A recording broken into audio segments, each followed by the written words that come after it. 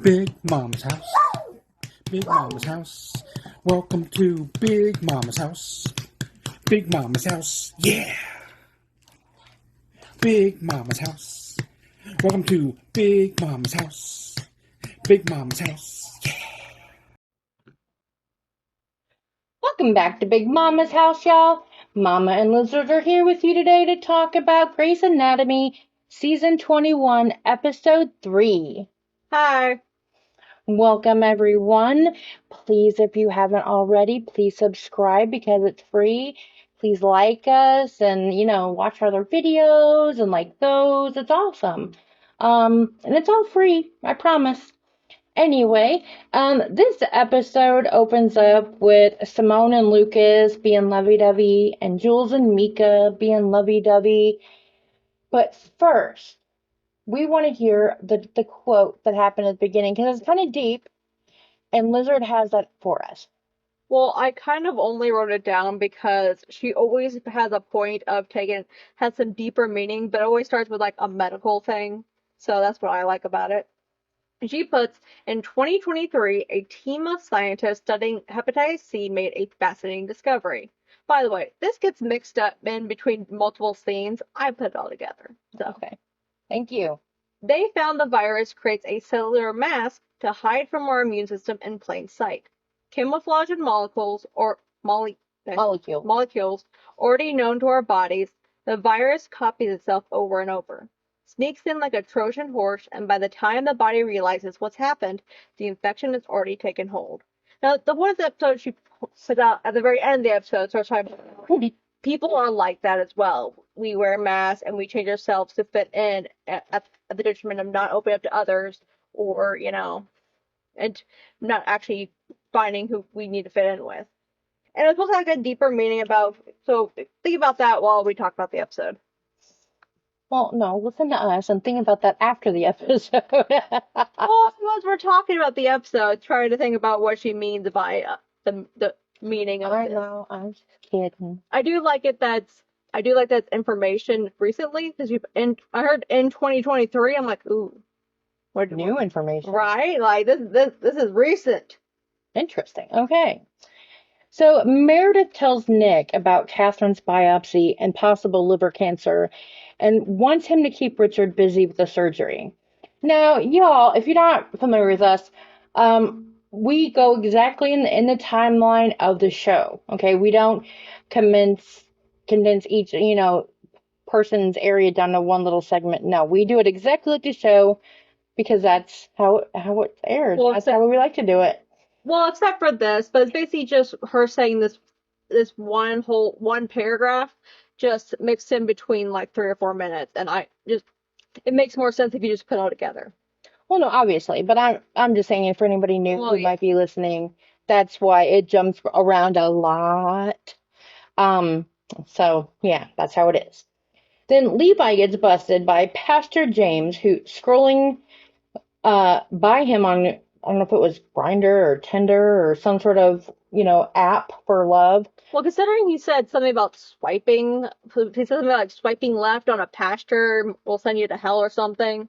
So it might be Tinder, but I don't know if Grinder also was swiping on there either. I don't either. I'm just saying it was some sort of matching app. Swipe left or right. So, and so he kind of gets teased him about that. And he finds out that James buys treats for nurses, and that kind of, ingratiates him into Levi's heart a little bit. Then Joe tells Link that she made their OB appointment at Seattle Presbyterian because she's worried that people will treat her differently. Link doesn't quite understand why she thinks that way because, like, almost every single one of their friends have at least one child. Right. So I'm not sure why she thinks that, but let's be real. When you are newly pregnant, especially the first time, and it's all new, your hormones can make you a little wacky. Okay. Also, Joe has had like we've all been made aware, a very hard life. She's used to dealing with things herself and not having people pity her or relying on people. So again, with pregnancy hormones, she's like, they're gonna think I can't handle things. They're gonna think I can't do it. when in reality, again, as Link says, what, they'll let you sit down, They might give you a break. Ooh, how awful. right? Then Amelia, we see, gets relocated to a tiny little lab in the middle and out, probably in the basement somewhere. But Teddy wants her to treat a spinal tumor on a pregnant woman. I wrote information about this because she puts it down as a hemangioblastoma on the thoracic spine, and a woman is also 20 weeks pregnant, which again will cause issues because pregnancy surgery gets a little iffy. The thoracic spine, if anyone wondering, is the middle section of the spine, the base of the neck to the bottom of the ribs. And a hemangioblastoma is a non-cancerous tumor growing from the cells in the lining of a blood vessel. So that's also basically a large benign tumor growing from the cells of the lining of the blood vessel on basically the middle of her spine, which Causes pain. and anything spinal is Scary. especially when you have a pregnancy or any other health issues added in. Exactly. Thank you very much for that health report. We appreciate that. Then Ben meets Sydney, and he says he's interviewing and he was there early, and she gets really bitchy. Let's be real. She gets bitchy and says, "No, I'm not rearranging my schedule for you. There's no nepotism." And I'm just like, Really? Ben would never, first of all, ask for anyone to rearrange your schedule 4 hours. I don't think you'd ask you to rearrange your schedule 4 minutes, personally, but that's just me. Right, she has a really big thing about the nepotism thing. Like, I'm sorry that a lot of people who work there have worked there for so long that they know each other. And like each other. And also they are considered one of the top hospitals in the country. Of course, it's maybe it's a little weird that multiple family members from multiple generations have appeared in the same hospital. Oh my goodness. I'm sorry, everyone. Okay, hold on. We gotta pause for a second. Sorry, guys, had to take an Ellie break. She was so freaking cute. I looked over and my face, I went in that aw face. And so Lizard looked over and she was like, aw. And so we had to pause and give her some lovies. TLDR, Sydney is obviously projecting a lot of nepotism issues. I wonder if her previous hospital she's worked at, she's dealt with that a lot. I have a lot of notes about Sydney later. Okay. I have a lot of notes about a lot of people on this show right now. We'll get to that. So right now at the beginning, Quan is working with Hunt and Trauma. Millen is working in the ICU. In this episode, that will be with Indugu and Levi. Griffin is working with Dr. Weber. Adams was requested to work on Marsh's transplant. And Yasuda is working with Dr. Shepard. But she got a weird phone call when they were getting their assignments for the day. And I have a feeling, just because at this point, she has 8 siblings. Okay? And I have 4. So I know what it's like when there's always something going on with someone. And I can't imagine that doubled. So. And we're a family filled with health issues. Like, us getting messages about like our older family members being in the hospital for like some kind of reason, either being cancer or a blood clot or something else. We're just like we're worried, but also like, okay, and how are they doing? Oh, they're doing great. They're already talking about the next cruise they're going to go on. Like, it doesn't stop us, but it's still like, even for a family who deals with that pretty yearly, I guess. Yeah. It's still hard to get that initial message or call. Yeah, because it's always initially like, oh my God, how bad is it? Is there, what's the plan? And without information, you worry and you think the worst. So. And then you get the information and then they're just joking in the hospital room and you're like, oh, okay, they're fine. Hopefully that'll be the way it ends up. But I think it's got something to do with one of her siblings. No, this is the medical drama. It gotta be extra dramatic. True. Medical wise. So Levi and Indugu in the ICU with Millen, and they're working with a difficult dying lady. We'll hear more about her later. Meredith gets busted by Richard at the hospital. He says Catherine hasn't been herself lately and blames her and Mare's fight and asks her to reach out to her. Um, Meredith can't say anything, obviously, because she knows that Catherine really will sue her for HIPAA and take her license. Um, and she promised her that in order to do this liver biopsy, she would keep her mouth shut. So, yeah, she's kind of stuck. Then Meredith and Catherine snark while Bailey is the peacemaker this time. So, that's interesting because usually Bailey is the one giving everybody hell. So, also, if you all need a little extra little podcast about the interns, explaining them, their backgrounds, in case you get confused and it's hard to keep track of everything, we will happily do that. Y'all just leave us comments and let us know. After the first commercial, Joe examines Amelia's pregnant tumor lady, who is actually a surrogate for her brother and his husband. And when I heard that, I was like, oh, there's no way in hell this lady is giving up her pregnancy for no tumor, for no surgery, for nothing. There's no way. And then we learn after Amelia's pushing of like, hey, you should really think about getting rid of this pregnancy. And the brother and his husband, by the way, totally on board with getting rid of this pregnancy if it causes any issues. It's a sister who's like, listen, you've gone through like 3 different donors, 5 different treatment centers, 8 different egg whatever, and this is the only one that's stuck, and it's our last one. I'm not getting rid of this baby. And Amelia's like, okay, we'll take another look. Not promising anything, but I'll take another look.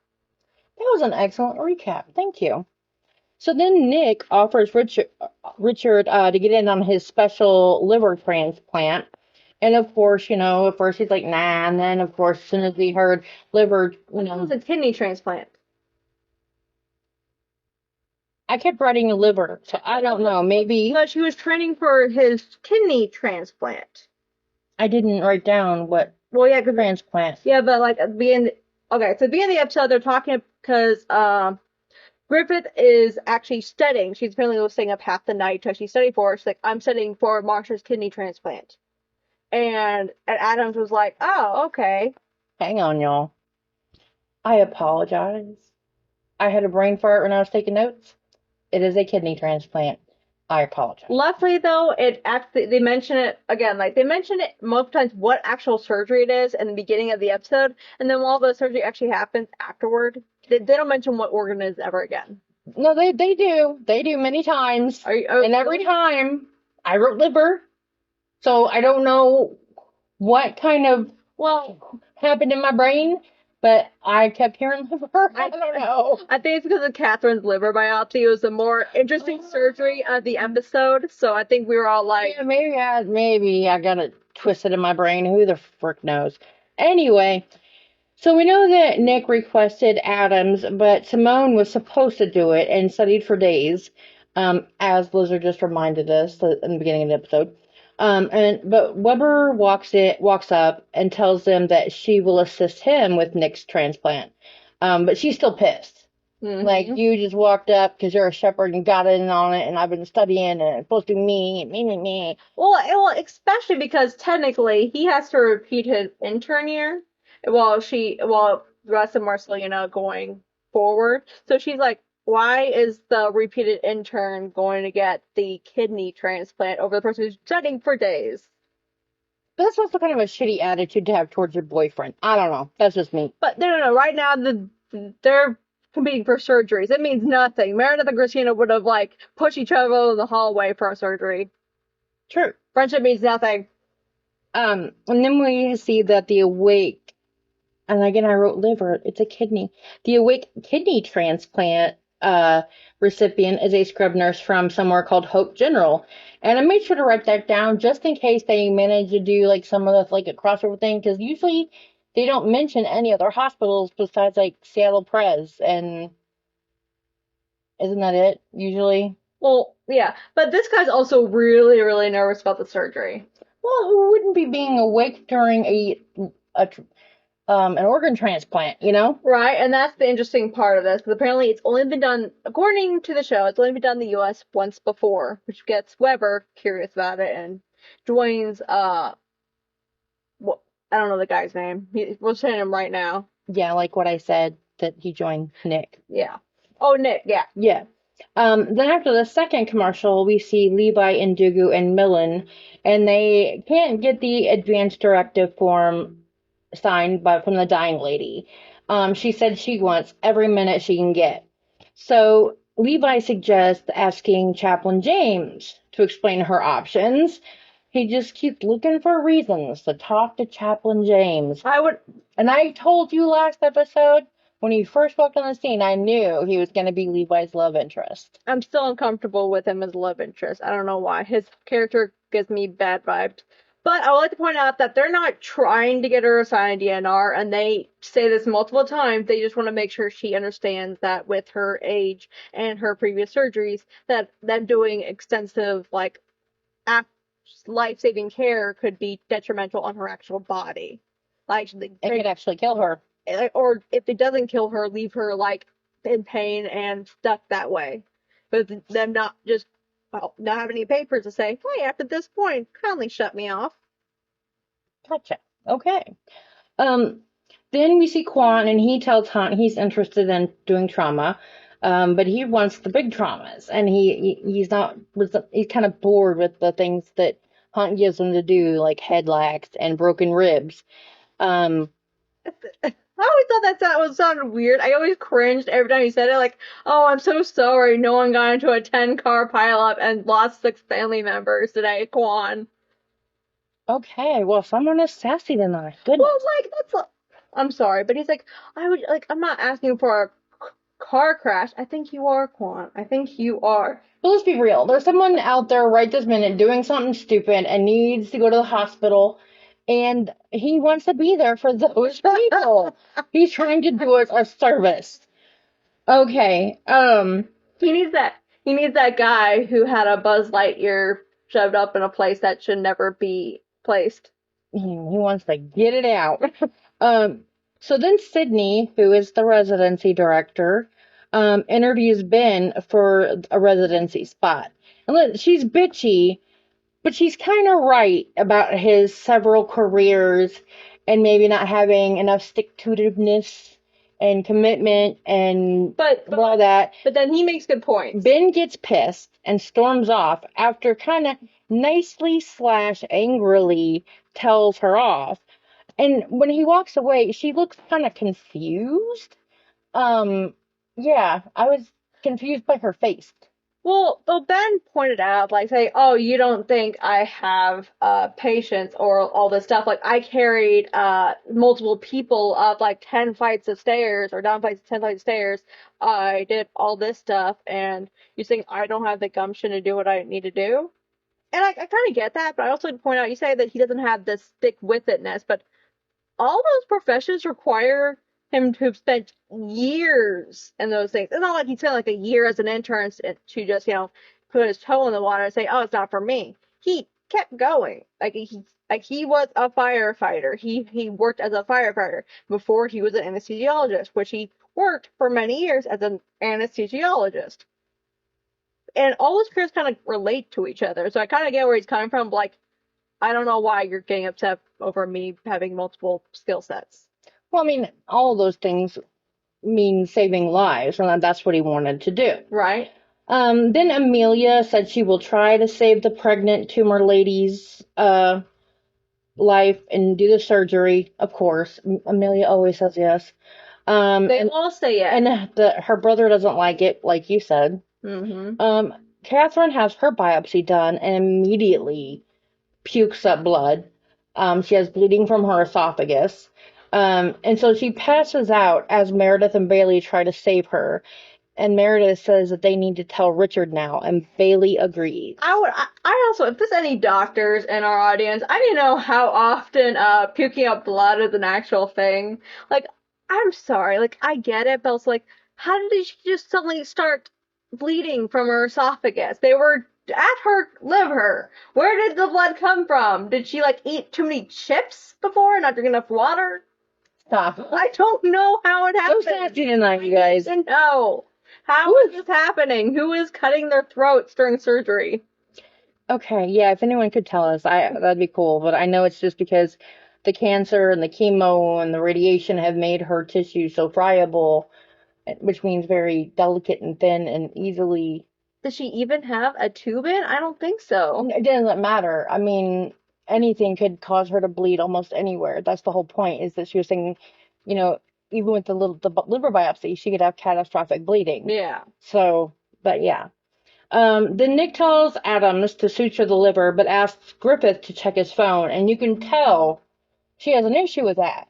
Mm-hmm. Okay, because remember back from her old hospital, the reason she flipped out and basically got kicked out is because they were being kind of racist towards her, or at least bigoted towards her anyway. But it's a 911 text to Richard from Gray. So I guess it's a good thing she checked his phone. And here's the thing, though. He wasn't going to leave. He's like, oh, no, it's fine. I'll check on her later. And then Nick has to tell him, Richard, actually, it's your wife. Meredith's working on your wife, Catherine. You should go see her. And he's like, where is she? And so Griffith tells him what she saw in the text, and he dashes off to go see his wife. Excellent. And I'm sorry. I'm probably very irritated because, I'm sorry, he does something coming up that I knew was coming, but he makes me very irritated. Okay, we haven't got there yet, so hold your anger. It's coming. I know. When I get to it, So after the third commercial, the dying lady says she just wants to outlive her quote, I'm telling him I didn't add this, her bastard ex-husband. And I love that. I have an ex-husband. I mean, I wouldn't want to outlive him, just outlive him. But yeah, I'd like to outlive him. And I want my kids to outlive him. Because I know that he's got life insurance on at least them. So I don't want him to be able to get a dime of that. And yeah, I wouldn't mind dancing on his grave a little. And here's the thing, if he does decide to ever include me and Mallow, his two out of 3 children, into his will, even if we don't talk to him, I can't wait to take all of those Transformers and either sell them or just give them away. I'll let my child play with every single one. I don't think you're getting shit, but okay. Then Yasuda goes off on Amelia and Joe in surgery, and it actually helps, but then she gets kicked out anyway, because, interns. You can't freak out in surgery until you're an attending. Well, you can't freak out onto attendings as an intern. Then after the fourth commercial, we find out that the ex-husband is already dead, and so the nice lady laughs, and then she cries, and then she signs her DNR. Ben hangs out with Richard and tries to comfort him. Catherine wakes up to hear what happened. There are no pathology results yet, and there won't be by the end of the episode, which is really stupid, because it's been all fucking day. But okay. Catherine thanks Bailey for helping her and gives her job back. I can't sing, I'm sorry. I would like to add that for the one with the ex-husband, the moment she found she was dead, she was okay with dying. That is such an icon right there. The moment she was like that she was a little sad about him being dead, but then she was like, okay, he's dead though. I can die now. I won. I'm good. I won. She was legit about that. And of course, the pregnant lady is okay because Amelia is Jesus with a scalpel. Then Richard confronts. This is where we had a little issue, and we're going to have a debate here. I called it. Let's get to it. Hold on. Richard confronts Gray about lying to him that day, and is very angry that she knew for a while and didn't tell him. And he says, shame on you, because he had always stuck up for her and defended her, and he felt that, she should have had his back.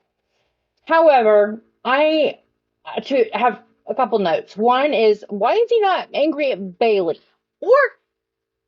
Second of all, I understand he's very stressed. And when you have stress and you're upset at someone who's very ill, you cannot actually be angry at that person. He's pissed at his wife, okay? But she's probably dying, and he knows that, and she's been dying for a minute. And so he cannot be angry at her. He can't be angry with her. So it's got to go somewhere. He's got so much sorrow and grief and just pissed that she didn't tell him and wouldn't tell nobody else tell him. So Meredith is the closest thing he's got. But And she always is. you always lash out at the ones closest to you. But it's always on her. All of them always lash out at her. If she's part of it at all, even if she's doing her job. Again, she already broke HIPAA twice, and again, Catherine was like, was about to sue her the first time. Yeah, but Meredith had Richard knowing over Catherine's head. She's like, "You want to sue me? Fine, let's go talk to Richard." And so Catherine would be like, "Okay, shut up. Just fix me, do whatever you gotta do, but don't tell Richard." But exactly. But again, like, well, she held that over Catherine. Catherine held that over her. And I know Richard knows his wife. He knows that she is Sue happy. She's petty and spiteful and bitchy. Right, and that's why I get so. I called it last episode. I called it that he was just gonna get all mad at Meredith. Well, we all saw that coming. Yeah, but it just makes me so mad because I'm like, Richard, it's not her fault. She was the only one doing something to help. Okay, but in Richard's defense, over the years, he's also gone off like that on Bailey. He's gone off like that on Maggie. He's an emotionally immature man who doesn't know how to control his feelings. And I'm sorry, but he's always been like that, deflecting his emotions. Even when he was with Meredith's mother. Okay, but here's the thing, though. He lost the love of his life, which was Ellis. Then he lost his actual wife, who he did love. Now he's in love with Catherine, and you can tell he's devoted to her. And you've never been married. I'm just saying you've never thought you were going to lose a spouse, okay, after already losing basically two. I can't even imagine the guilt he feels for not figuring it out sooner because she wasn't herself. Anger at her because she didn't tell him. Again, the sorrow and the grief and all that stuff. It's a mess. I'm not defending him. I'm not saying it was right at all. I'm just saying, again, I always go back to the psychology of it, and in that manner, I understand it, but I do not agree with it or tone for it. Right. Again, like, if you can understand it, but like, if he posted to "Am I the a-hole" on Reddit, everyone would be like, "You're the a-hole. There's an obvious reason why your wife doesn't trust you with stressful issues. What did you do that your wife didn't trust you? Why are you going off on her doctor?" Imagine how Jackson's gonna feel. We haven't even gotten there yet, y'all, so we'll just see. Wait, doesn't Maggie know, though? Maggie is out of town. She's in Chicago now. Oh, what other thing it must have been when she was sick before that, she told Maggie. Yeah, that was when she first got the cancer years ago. You think after like multiple times of Catherine being sick, they would learn to just stop blaming other people for Catherine being so stubborn that she would literally use legality issues to keep the people who are close to the people that she's keeping that secret from telling them. She knows. Okay. That's why I get so mad about Richard, because it's a pattern. He knows what happened before and the time before that. Yes. Okay. Good point. You have good points. Sorry, I get mad at him. She's very wound up and sassy tonight, y'all. I love it. After commercial 5, the last commercial, Nick tells Adams he did good work that day, and then tells him that to keep leveling up, you work with people better than you. So keep hanging out with Griffith. And you can see his face went from, "Oh my gosh, you think I did good work," to, "Wow, my girlfriend's better than me." Great, thanks for that. I like him. Nick knows too. He's like, "I was giving you a chance today, but yeah, she's better." Yeah, cute. And then Teddy has 15 impossible cases for Amelia. And of course, Amelia can't say no to a lost cause any more than her brother could. So she says she's going to look into it. And then Yasuda apologizes to them and then asks Altman for a minute. Again, at this point, I wrote down, I think one of her siblings is ill and probably has no insurance. We'll see how we get with the rest of the episode. I also point out that earlier on the episode that Amelia does bring up Derek. And actually, that's the point where I'm going to say that I started thinking about the sibling thing. Because the moment she brought up how something about Derek wouldn't have, stopped, wouldn't stop trying for the woman or something. You should have had that look on her face, like, that it hit something. I'm like, I didn't know she had 8 siblings, so I was like, does she have siblings? Did I miss something? She does. I missed all of it. Yeah, I pay lots of attention. Um, then Miranda says bye to Sydney, who actually hired Ben, but who also promised the interns a retreat. And I had to laugh at that because Bailey's like, "What the hell did you get me into?" But isn't But I think it's great because Bailey's back. right? And honestly, the interns were probably thinking, yeah, whatever. I don't think they're actually thinking that a retreat is gonna, Nor would they want one with Sydney anyway. or Bailey, or most of their superiors, actually. Yeah, who wants a retreat with their boss? I No. mean, no, thank you. They already spend 80 hours a week with these bosses. I think they see enough of them and of each other. Right?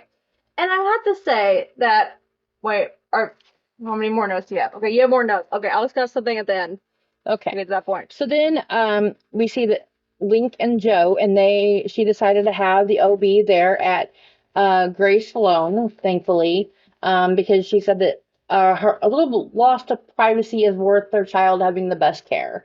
So I think that's lovely. Then oh my gosh, I can't talk, you guys. It's late here. Levi buys coffee and a little cake for James. A biscotti. Was that a biscotti? He said he said, here's coffee and a biscotti as a thank you. I trust you. I have to write so many notes. Sometimes I miss a little. I think the biscotti is like a hard cookie. It is. Okay. And you're supposed to dunk it in your coffee. That makes sense then. Yeah. And there are so many hormones and so many little hearts fluttering everywhere. He brings out the Tinder grinder thing again and pulls up his profile. And then flicks up a picture, and there's one of James all shirtless. And James is like, the person's right here if you'd like to ask. And then Levi looks all like flustered, and then they switch to a new scene. Yeah, they leave a lot for the next episode. Then Adams and Griffith make up, and they agree that competition will make them better, and they are official BFGF now. Awesome, little high schooly, but whatever. Because Griffith points out that Adams called her his girlfriend earlier that day. Yes, but when she was mad at him, so she didn't acknowledge it before. Millen asks Yasuda what's up because she can tell something's wrong. She says that her sister Chloe was diagnosed with colorectal cancer and she's only 22 years old. And that right now she cannot handle dating. And that she hopes that they can be friends because she's gonna need a friend. And so, of course, Millen, being the Disney princess, she hugs it out with her and is so loving and accepting. Disney princess. She's just so kind and accepting, and I don't know. Well, it's more, you could tell that Millen was disappointed, that she really likes Yasuda. I thought she looked really hurt, like she was gonna cry. Yeah, sad. But she knew at that point that whatever she was feeling did not matter because Yasuda was dealing with a lot more, and she knew that she was right. Dating right now is not the good time, and she needed to be their other friend. Indeed. So they hug it out, and all is well. At the end, right before we're all done with this, Meredith and Nick are chatting about their days, and as they head for their plane, they watch Catherine sleeping peacefully after all her procedures and everything, and we are still waiting to hear about the path results. And this is the part where I got so happy for Meredith because, again, it just earlier I got really mad at Richard because he said shame on you, like he was scolding her like a child, like this wasn't. Because he thinks of her as his child. But this is all. But he thought it was, again, she was Catherine's medical professional. She still is. She had HIPAA. Her patient said, "You do not tell anyone about this," and the only way she told other people was to make sure she could get the best care for her patient at the time. So I like the fact that Meredith was just like, yeah, but I'm glad that I leaned on you. I think I like that they're getting closer together. And that's why she was like, I'm just gonna go back to Boston with you. And they left. And let's be real though, Meredith has been through everything. And everyone blamed her for everything. No, but him letting off steam at her did not affect her at all, really. I mean, I'm sure she was a bit, maybe, Hurt? maybe a little bit, but I think it's more of like, gosh, like, he's upset with me and I don't have the ability to fix that before I leave, kind of thing. Like, what am I supposed to do now? Or it's more the fact that she's so used to all the people in her life being so emotionally immature that she's used to them taking all their problems out on her, even though it honestly has nothing to do with her. Let me ask you something. On a scale of newborn to octogenarian, how emotionally mature would you say you are? That depends on my mental state, and I'll be completely honest about that. It also depends on the time of the day, what the temperature is outside. I'm just saying, sometimes certain people saying certain things is a little ironic to me. Okay, but I got like mood personality disorder. Like I have reason. I know. Richard is like a 70-year-old man putting shame on you to Meredith like she's a 7-year-old and not like in her 40s. 50s. It's even worse. Like shame on you. Like she's 50 something, not 5, dude. But I think that's why she didn't really take it too seriously. You know what I mean? Like, but she's just like, I really like. Come on, man. No, I would have gone off. That made me mad. Okay, good. Good. I think we all understand that you were upset by it. Yes. You want me to? I want you to say it. Reiterate. I've said it like 3 times, but that Sydney is a bitch. Yeah, I wrote because Lizard does not say curse words. I wrote it down though. But she wrote it down. So there you go. All right, guys, that's the end of this episode, season 21, episode 3. I hope you come back and see us again. Again, we dedicate our entire season to suicide prevention because we are losing way, way too many people to something so treatable, so preventable. Please, if you know someone or you yourself are I'm trying to say the right things, are seriously depressed or suicidal or feel like you need someone to talk to for a mental health crisis, we really, really urge you to reach out. You can call from your telephone to talk to anyone 24 hours a day, 7 days a week in English or Spanish. Just call 988 from your cell phone. It's free. Or if you're not a talker, if you prefer to text, you can text pound 988. I say pound if it's hashtag to you or the number sign, whatever it works for you. But that sign, 988, you can text with someone also. I would also say a shout out to anyone who's dealing with the effects of the hurricane of, it was Milton, something before that. Again, there's been 2 hurricanes so far this year, especially Milton just hit Florida. Everyone down there, I hope you're doing safe. I hope that you are safe. I hope that you have minimal damage and that everything can get cleaned up fairly easy for you. Thank you for interrupting my suicide prevention thing with Lizard. We appreciate you. Okay, guys, until next time, we love you and we'll see you on the next episode. Until then, bye!